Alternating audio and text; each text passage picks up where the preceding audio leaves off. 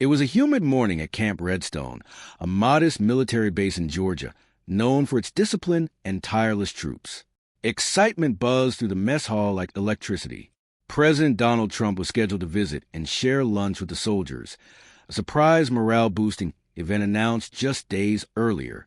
Private Maria Tellis, a 24-year-old Army cook, triple-checked the trays of roasted chicken and cornbread. She'd grown up in a small Texas town, raised by a single father who had served in the military himself. After he passed away, Maria enlisted in his honor.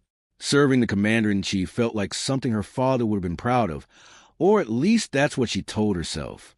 Across the kitchen, Specialist Zachary Cole stood quietly stirring gravy. At 27, he was known for his steady reliability. Always early, never complained. But today, something was off. His jaw was tight, his eyes distant. "You good, Cole?" Maria asked, handing him a ladle. He hesitated. "Yeah, just thinking." Their sergeant clapped his hand sharply. "All right, team. POTUS is on the way. Let's make these plates perfect." Maria forced a smile. She'd never seen a president in person, let alone served one food. The motorcade arrived just before noon. Cameras rolled. Boots snapped to attention. President Trump entered the mess hall with an easy grin, shaking hands and cracking jokes as he moved down the line. Maria stepped forward, served her plate, and exhaled. Then it was Zachary's turn. He took the tray, his hand steady. Until he looked up, he froze. President Trump stopped in front of him, waiting. Seconds passed. "I'm sorry, sir," Zachary said quietly. "I can't serve you." The room went dead silent. Forks hovered midair. Every eye locked onto the food line. "Excuse me?" Trump asked, not angry, just confused. Zachary didn't move. The ladle trembled in his grip, but his voice stayed firm. "With all due respect, Mr. President, I can't serve you." Gasps rippled through the room. Maria felt her stomach drop. Zachary was the last person she expected to do something like this. A Secret Service agent shifted closer. Colonel Barnes rushed forward. "Specialist Cole, step aside. That's an order." Trump raised a hand. "No, let him speak." Zachary met the president's eyes. "It's not personal, sir. It's something I need to do for myself. I'll explain if you'll let me." Trump nodded once. "You've got a minute. Make it count." Phones came out. The air felt heavy. "I've served meals to every soldier on this base," Zachary said. "I've followed every order. But today, serving you feels wrong. Not because of politics, because of my past." Trump's expression tightened with interest. "My brother, Elijah Cole, was a Marine," Zachary continued. "He deployed to Afghanistan in 2010. Before his last mission, he wrote a letter home. He never made it back." The room didn't breathe. "My dad kept that letter on the mantel for a year before I opened it," Zachary said. "Elijah wrote about hope, about believing our country stood for truth. But after he died, we never got answers. My father asked for records, called offices, filed requests. No one called back." Zachary swallowed. He didn't die in combat. He died because of a failed communication system, and it was buried. Maria felt tears sting her eyes. "I joined the Army because I wanted to believe it still meant something," Zachary said, his voice breaking. "But no one ever told us the truth." Trump studied him. "So you won't serve me food because of what happened to your brother?" Zachary shook his head. "No, sir. I won't serve you because I need someone to finally listen, not as a soldier, but as a brother." The silence was absolute. Then Trump spoke. "I've shaken hands with thousands of soldiers. Most smile, salute, and move on. Very few stop everything and speak their truth." Zachary braced himself. "You honored your brother today," Trump continued, "not by following an order, but by breaking one." Colonel Barnes stood frozen. Trump turned to an aide. "Give me Elijah Cole's file. Every record, every memo. Now." The aide nodded and stepped away. Zachary blinked. "You're serious?" Trump nodded. "If your family didn't get answers, then we failed. And I won't let that stand." Maria stepped forward. "Sir, I've read the letter. It wasn't just a goodbye. It was a warning." Trump looked at her. What warning? She swallowed. That truth only survives when someone's brave enough to speak it. Trump paused, then said quietly, I'd like to visit Elijah's grave. 3 days later, under gray Ohio skies, a black SUV pulled up beside a small rural cemetery. Cameras stayed behind. Zachary's father, Robert Cole, stood waiting, one hand resting on a weathered headstone. Elijah James Cole, beloved son, brother, Marine. Trump removed his hat and knelt, resting a hand on the stone. Your brother refused to serve me food to remind me of something I've forgotten, he said. Truth matters. Zachary handed him the letter. Trump opened it and read aloud. Dear Zach, if you're reading this, I didn't make it home. I wasn't afraid to die. I was afraid of being forgotten, not by you or Dad, but by the people we swore to protect. I hope one day someone listens when the silence gets too loud. I don't care who's in charge. Republican, Democrat, whatever. What matters is that they care enough to ask what went wrong.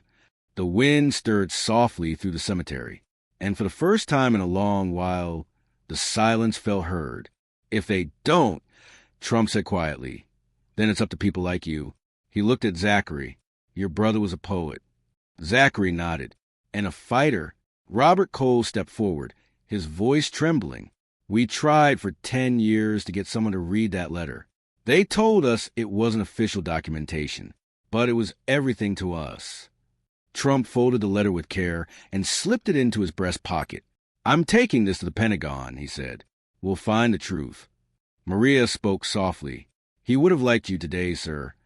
Trump looked surprised. Even after everything? She nodded. Because today you listened. The wind moved through the trees above them, gentle and steady, as if Elijah himself were there. Zachary stood beside his father, overwhelmed by a calm he hadn't felt in years. For the first time, it felt like his brother's voice had finally been heard. And for President Trump, it was a moment he would never forget. The ride back to Camp Redstone passed in reflective silence. No one spoke, not Trump, not Zachary, not Maria. As the gates came into view, Trump finally broke the quiet. People think being president is about speeches, he said. But moments like today, they change you more than 1,000 rallies. Maria nodded. It's easy to forget there are stories behind the uniforms. Trump glanced at Zachary. You reminded me of that. When they returned, the mess hall buzzed with whispers. Everyone knew the president had left with Zachary, but no one knew why. Trump turned to him. Tomorrow morning, you and your father. Pentagon. Zachary stared. Are you serious? Dead serious, Trump said. The truth doesn't bury itself. People do. As the motorcade pulled away, Zachary looked at Maria. Did that really just happen? She smiled. You didn't serve him food. You served him something more powerful. Zachary looked down at his hands. Yeah, he whispered. The truth. That night in Ohio, Robert Cole paced the living room. I'm not sure about this, son. What if they buried again? They won't, Zachary said. Not this time. You really trust him? Zachary paused. I don't know if I trust the man, but I trust what I saw in his eyes at Elijah's grave. Robert looked at the folded flag on the shelf. I waited 10 years to hear someone say, we'll fix it. I stopped believing that day would come. Then let's make sure it does, Zachary said. Robert nodded. For Elijah, the next morning, the Pentagon halls echoed with urgency.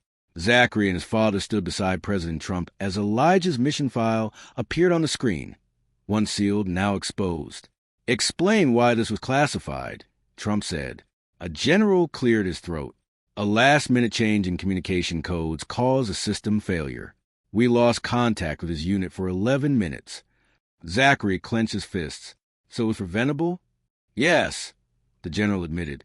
But the failure was concealed to protect defense contractors. Robert slammed his hand on the table. And my son paid the price. Trump's voice was cold. I want every name tied to this cover-up. We're done hiding. The wave of a decade began to lift. This wasn't just about Elijah anymore. It was about every family left in the dark. Afterward, Trump walked with them down the hall. You've got guts, he told Zachary. Ever think about Veterans Affairs? A job. Zachary asked. A mission, Trump said. Robert smiled for the first time in years. Your brother would have liked that. Zachary nodded. I'm in. The story leaked days later. Just one photo of Trump kneeling at a grave. No caption. No explanation. It went viral. Comments poured in. Soldiers.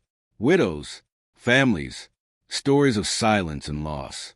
Maria posted a single line. A soldier refused to serve. And in doing so, serve us all. Within hours, it reached millions.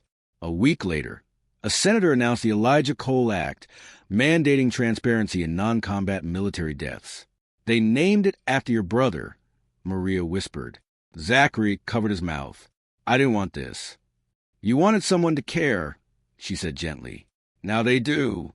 When Trump returned to Camp Redstone weeks later, Zachary stood at the food line again. Hungry, sir, he asked. Trump grinned. You serving today? Zachary placed the tray down. With pride. The mess hall erupted in applause.